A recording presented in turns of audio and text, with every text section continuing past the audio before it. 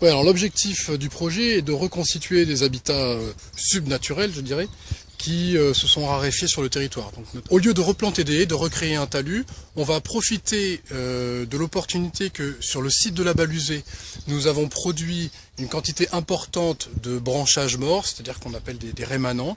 Dans le cadre de chantiers, quand on cherche à rajeunir la végétation pour favoriser le développement d'une biodiversité, donc on produit beaucoup de rémanents, beaucoup de branchages. Et donc ces branchages, on ne sait pas quoi en faire. Est-ce qu'on les amène à une déchetterie? Est-ce qu'on les brûle, etc.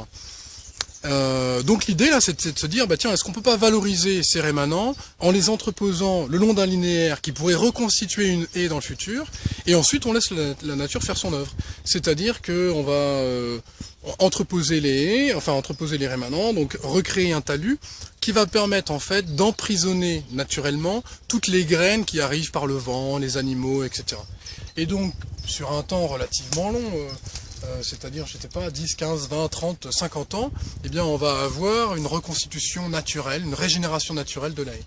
Donc l'UNICEM nous a proposé son partenariat, et donc nos étudiants vont avoir la charge de préparer le chantier, de l'organiser, de le mettre en œuvre, en organisant des groupes de bénévoles de l'UNICEM pour réaliser les travaux que je vous ai présentés ici.